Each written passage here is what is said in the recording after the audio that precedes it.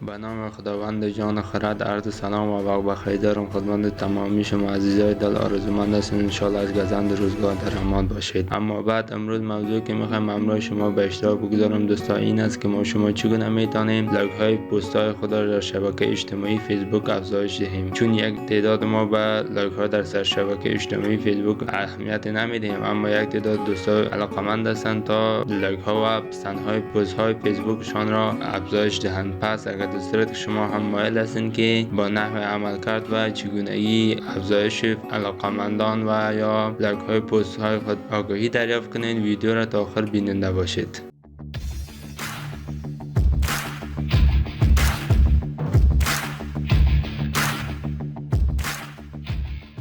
بازم خوش آمدین دوستا. اگر در صورتی که میخواین از تمامی موارد و همچنان جزئیاتی که در چینل یوتیوب و همچنان صفحه فیسبوک ما براتان اپلود میکنیم آگاهی دریافت کنین، و سابسکرایب نبودن چینل یوتیوب و لایک نبودن پیج فیسبوک خودتان را فراموش نکنید. اما بعد در قدم نخست دوستا ما شما اپلیکیشن را که دانلود کردیم باید اونها را ما شما پیدا کنیم، یا از قسمت آل اپس میریم یا از قسمت مای فایلز میریم. بعد شما دوستا اگر در صورتی که SD کارت انتخاب کنید، غیر از او میموری تلفن بود میموری انتخاب فیلم SD کارت انتخاب میکنیم. بعد شما قسمت شما مشاهده میکنید که ما شما اپلیکیشن دریافت کردیم.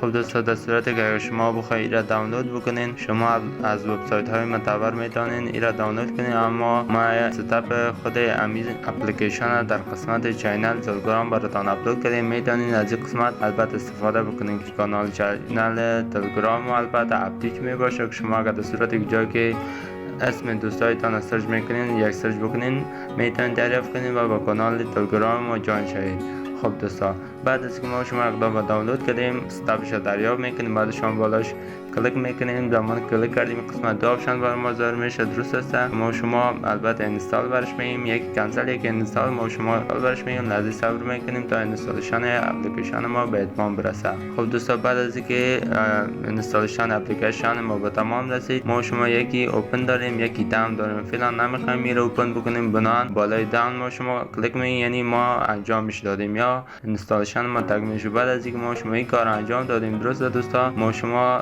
در قدم نخست میرم و دیتا را آن میکنم. بعد از اینکه دیتا را آن کردم عملا فیسبوک براتون باز میکنم و پست ما لایک داره نداره. خب من میخوایم از یوزر اکانتی که فعلا لاگین هستم وارد یک یوزر اکانت دیگر شم. بالای مورز کلیک میگیم، بعد شما قسمت پایینی میایم و ما شما چی را انتخاب میکنیم، یوزر بعدی ما را انتخاب میکنیم و یس برش میگیم.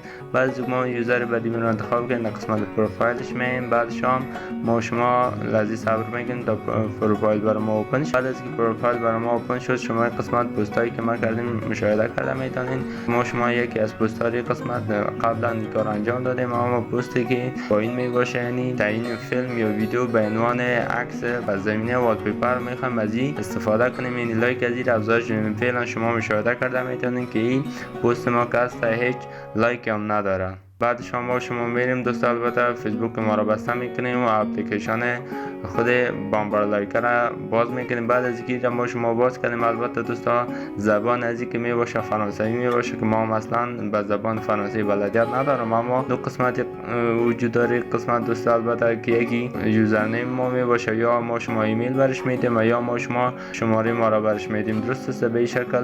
و یا اگر در صورتی که ما شما بخوایم از ایمیل استفاده کنیم استفاده کردم میتونیم، و اگر در صورتی که بخوایم از شماره استفاده کنیم. بعد شما پسورد ما براش ساین میکنیم. با مجرد که پسورد برای ساین کردیم، ما شما یک قسمت دو آپشن می داشته باشیم که از این دو آپشن فقط آخریش انتخاب میکنیم. بعد از اینکه ما شما این انتخاب کردیم، لودینگ انجام میپذیره، یعنی صفحه ما لود میکنه.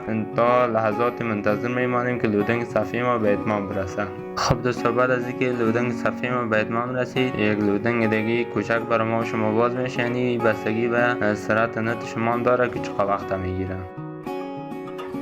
بعد از این صفحه بعدی برای ما شما میرسه یک قسمت کاونتداون برای ما میاد، یعنی شمارش برعکس میاد که شمارش باید تا 0 یا تا 1 برسه که عملا کار ما عملی شود و بعد در این مراحل صبور باشیم و مسئله خود را از دست ندهیم. بعد از اینکه شماره شما اینا به اتمام رسید، خب این قسمت صفحه بعدی یا پیج بعدی بر ما شما اوپن میشه که ما شما را متقن میسازه که اینمی یوزر اکانتی که باز شده از خود ما می باشه. به قسمت تمام پست هایی که ما شما قبلا انجام دادیم برای ما شما نشان میده یا شو میکنه و هر پستی که شما بخواین لایک از او را بیشتر بسازین او را انتخاب میکنین به شکل. بعد از اینکه ما شما این انتخاب کردیم باز هم لحظه صبر میکنیم. بعد از اینکه لحظه صبر کردیم و کار ما به اتمام رسید، خود اپلیکیشن ساین اوت میشه به شکل. بعد از اینکه ساین اوت شد ما شما این را بسته میکنیم، مستقیما میریم فیسبوک ما باز میکنیم، لحظه صبر میکنیم تا فیسبوک ما لود کنه. بعد از اینکه لود کرد دوستان ما شما میریم در قسمت پروفایل یوزر اکانت ما.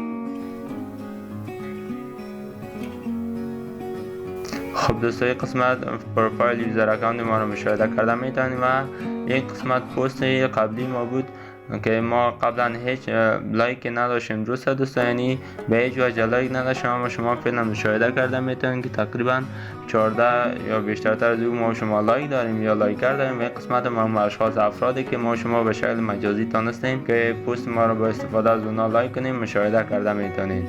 خب این بود موضوع امروزی ما. رزومند است ان شاء الله مورد توجهتان قرار گرفته باشه. اگر در صورتی که شما خواهان از این هستید که آموزش های بیشتر و خوبتر و عالی‌تر براتان اپلود بکنم در چینل یوتیوب و همچنان پیج فیسبوک ما، پس سابسکرایب نمودن چینل یوتیوب و لایک نمودن پیج فیسبوک ما فراموش نشود و تا درود دیگر بدرود.